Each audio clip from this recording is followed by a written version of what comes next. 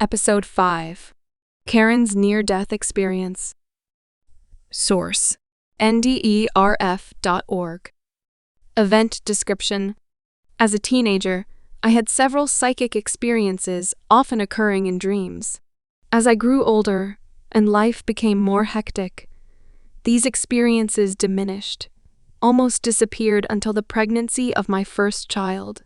Shortly after his birth, I had the most horrific dream that I would be in a terrible car crash that would take my life. For months, I was terrified and extremely cautious, on the lookout for that monster vehicle. By the time my son was 7 months old, I convinced myself that it was only a dream. Nothing of what was to come. I had a brand new teaching position, a baby, a home, my husband to take care of. I had put too much energy into this thing. Then it happened. I had left school right away that day. I wanted to pick up my son from his grandmother and hurry back to school to watch a baseball game. It was a picture-perfect way to spend the afternoon with my son. As I was exiting the freeway with usual caution, I made a left-hand turn on a light that had been green for some time. This was my lucky day, I thought. Then, in an instant, I was gone. Immediately, I was in the most beautiful, serene place I had ever been. My grandfather, another person who I had known in a previous life, and a guardian were ready to help me with the transition. They told me of the accident, showed me the site. It was my time to come home, they said. The overwhelming love and happiness of that place was so inviting. I could feel myself becoming lighter each moment. In a fit of fear and panic, I began crying. No, I couldn't be dead. What would happen to my son? He was 7 months old. He would never remember me. His father didn't even know how to take care of him. I didn't want him raised by his father's parents.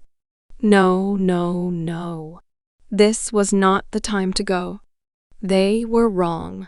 In an embrace of love, they calmed me by showing me that my son and my entire family would be okay after my death. My mother could lean on my grandmother.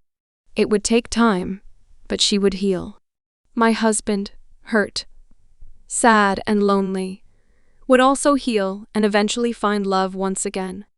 Death is part of the lessons we are to learn on Earth, and my death was an important lesson for those involved in my life. I was shown my funeral, taught how to be near those I loved, and told I could eventually communicate with those whose spirits were open.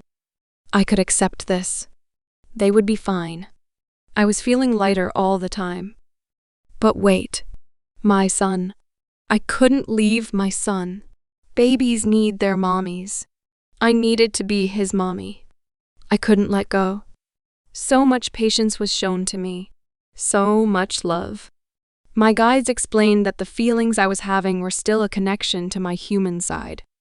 Once my humanness wore off, I would feel light as air, utter happiness and extreme love. Words do not do the feelings justice. They worked to help me throw off my human weight. The feelings were so great and seemed to pull me in stronger and stronger. Yet my connection to my son was so strong. We wandered in this beautiful place for what seemed an eternity. We discussed my life, we discussed religion, and we discussed secrets of the soul that, as humans, we must forget, lest we'd never be able to thrive on Earth. All the while, I was in awe. Some things were just as I always dreamed an afterlife would be. Some, I was just plain wrong, and I remember thinking, wow. Where were my other loved ones? When could I see my other grandparents who had passed? In time. They were on a different plane. When my transition was complete, I could choose to go to other levels when I was ready. Every now and then, thoughts of my son would make me heavy once again. I couldn't bear the thought of him growing up without a mother. I was told others would be a mother for me. First grandparents, and then they showed me Jake's life. He was the most beautiful boy, so happy, but with a touch of sadness that seemed to pierce his soul. This was his lesson to tackle. He knew, coming into this life, the main lessons he was to learn. It was meant to be. I saw a new mom for Jake when he was about 7 or 8. A beautiful woman, kind-hearted, who definitely cared for Jake and treated him well. But she was to have her own child with my widowed husband. And the love she showed for her own child was different and unequal to the love she showed for my child, her stepchild. This isn't what I dreamed for Jake. This couldn't be. I was happy for my husband. He was okay. He was happy. My son was a different story. Other lessons were learned in the constant, patient job of transitioning me to the other side. I had to let go. At times, I became hysterical, and then moments later, I was calm and serene. I saw a girl child who had been meant in Jake's place. But before conception, plans changed, and there was a need for Jake's spirit to take her place. There was much upheaval that Jake could help mend, and he did. At a time when I felt the closest to accepting my death, I experienced a resurgence of sorrow and pain, longing for my son, for my life. I couldn't let go of my human life. My guides tried their hardest. They never gave up. They never became discouraged. It is unbelievable the amount of patience and love they exuded. Finally, my hysteria was calmed by a higher spirit who seemed to envelop me in love. My guides were instructed to allow me to return. Despite their pleas to allow them more time, they were told that my spirit would not rest. It was best to let me return, to settle my spirit and learn further lessons. My pleading won my return for the time being. I understood, before my descent, that my friends and family had lessons that were being postponed, but they would have to learn the lessons at some point that my death taught. Arrangements were made for when, where, and how my spirit would return, what lessons I was to have enriched or acquire new. Some lessons learned in my arrival on the other side would have to be forgotten, and it was not good for my soul to know when I was dying again, or else as a human. I would focus on only that, especially as the time neared. The last things I remember were being taken back to the accident site, and just before my descent, I was told when my children were older, it would be time to come home for good.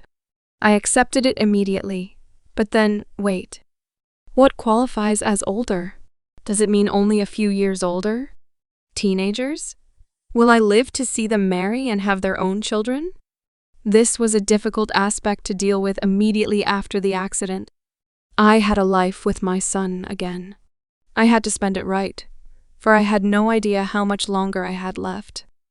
I was told I was lucky to survive.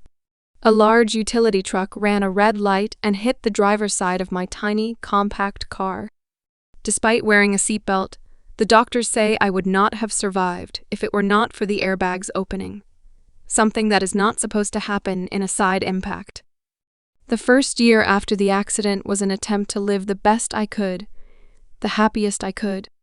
I was suffering, however, from severe pain, from a fractured shoulder bone, broken ribs, and 2 hip fractures. I was told the pain should disappear in 6 months to a year at the worst. 3 years later, the pain has not gone away. The second year, however, seemed to be the worst. I became so suicidal. All I wanted to do was to return to this place, this life that was so awesome, so love-filled, and so joyous. My son and later my daughter were the only things that made me go on. I was here for them. Today, only 3 years later, I have accepted my return to Earth, long to return to my afterlife home, and struggle to find peace and happiness until my time here comes to its final end.